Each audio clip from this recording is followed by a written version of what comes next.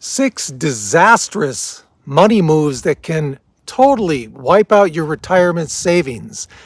And a lot of these are pretty easy to make, guys. It's not something that you go into it thinking, oh, this is really risky. This is really risky. No. Some of these are it's a very easy trap to fall into.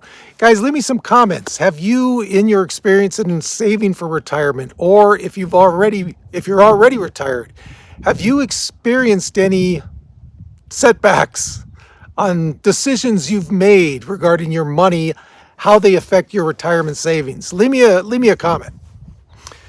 The first one I have for you is some people, and I've got 6 of them for you. The first one I have is some people are relying on the equity in their house to finance their retirement. Yeah, not the smartest thing to do. You know, let's say, I don't know, 10 years away from retirement. You are planning on retiring in 10 years. And the value of your house has been going up, up, up, up for years, right? You're like, hey, man, I'll just sell my house, buy something smaller. The additional equity that I have left over, that's going to fund my retirement. Yeah, don't count on that. Do not count on that. Real estate is like this. You should know that, right? Everyone knows that. Anyone who has bought or sold houses knows that. You can't rely on Zillow, to say, hey, this is how much I have in my retirement fund. Doesn't work that way. But some people surprisingly do. They may save a little bit, just kind of haphazardly. Yeah, I got some extra money, man. I'll throw it into my retirement account this month. Or they may not save it all for retirement because they're relying on the equity in their house. Yeah, not a good move. Hey, for those of you who see me for the first time, my name is Duane, and this is a channel for retiring on moderate income. Even though I sound like I'm 16 years old, excuse me. If it's something you think you might enjoy, think about subscribing and like the video as well. So number 2, this kind of goes along with number 1. If you're planning on selling your large 4-bedroom, 3-bath house and relocating to a different area in retirement. One mistake I see people make, I hear people making it, I read about people making it.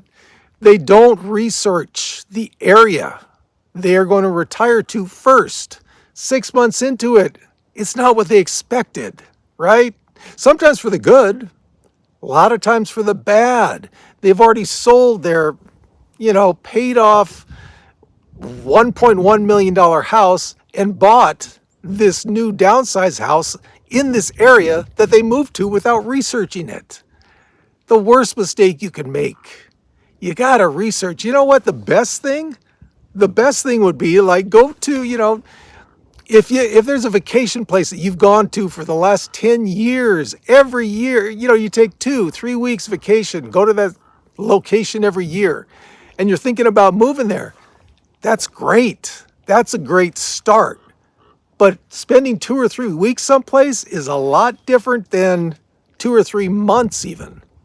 You got to do your research. Before I bought this place up here in the high desert, I did a lot of research with the help of this guy right here. Can you see him? He's my favorite researcher.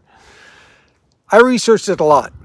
What's it like in the winter? What's it like in the summer? What's the rain totals? What's the cost of living? Crime. Everything you can think of, I researched this place. I also went up there 4 or 5 times before I decided on buying a place up here. You got to do your research, guys, or you could be in for a big, dare I say, huge surprise. Number 3, this happened to me. As I did a video about it about a year ago, I think now. Elder people. And when this happened to me, I was maybe 57, 58. I guess you consider that elder. Older people, retirees, people coming up on retirement, falling to scams. All kinds of scams now. This is number 3. After that little gibberish I did without explaining the whole title. This is number 3, falling prey to scams. The older you get, the more susceptible you are. And you know what? Scam artists are not stupid. They know that.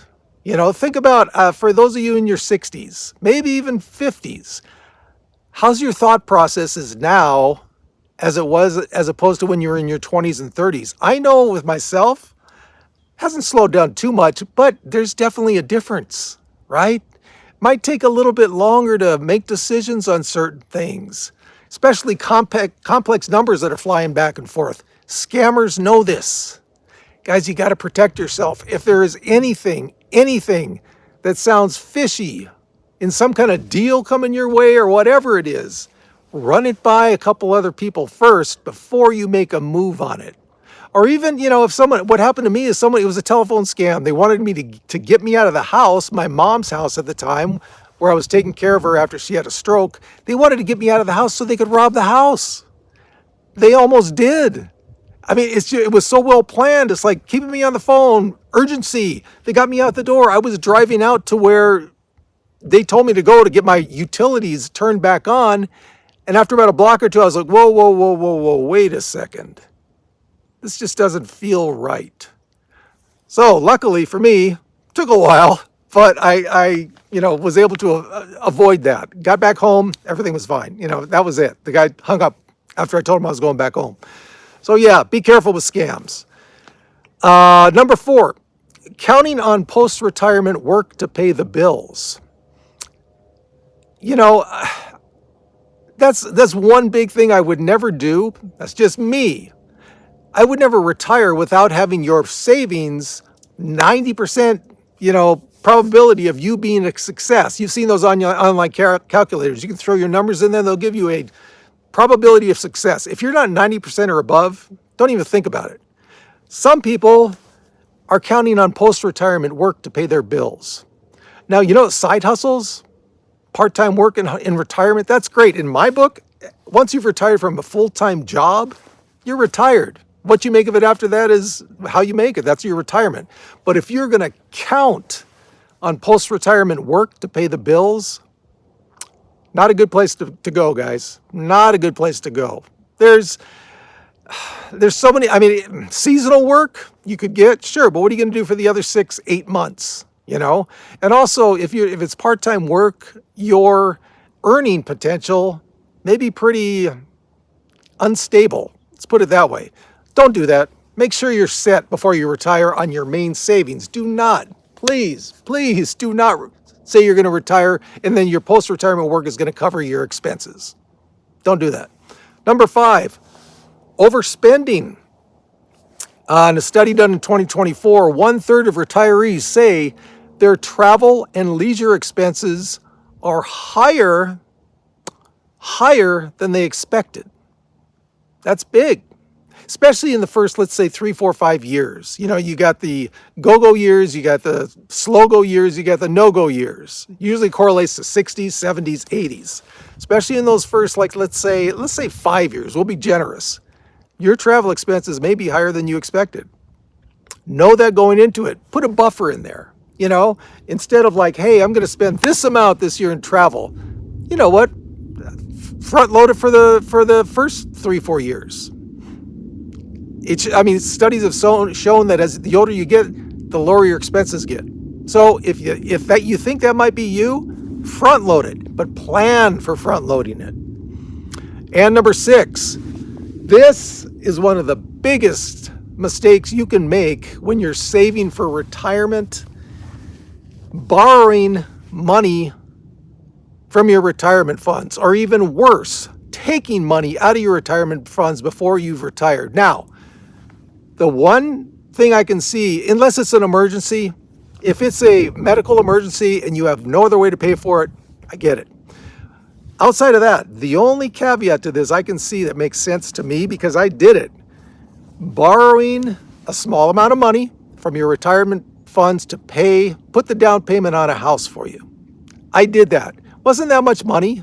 I can't remember the exact amount. It's been a long time ago. Remember, I'm in my 60s now. My thought processing. I'll probably get to the exact amount after this video, once it's had time to work its way through. But it wasn't that much money. I took some out for a down payment on a house. Over the next 3 years, I paid myself back. Okay? But the thing is, if you take money out that money is not working for you. That money is not, it's lowering the total that is working via compound interest. So you're not going to be making as much money because you took some out, even if you're going to pay it back. And don't even get me started on if you're just going to take money out. Like if you change jobs and it's like, nah, I got 20,000 here in my 401k. I'm just going to cash it out instead of rolling it over to your next job. So guys, there are 6 crippling, disastrous money mistakes you could make that would really affect your retirement savings. So don't do them. Just don't do them. And as always, from the lovely high desert, me and my buddy over here. And can you see the guy over here too? Where's the other guy? The other guy's way back there. They're my Day of the Dead protectors. They're here for me all the time. We got this.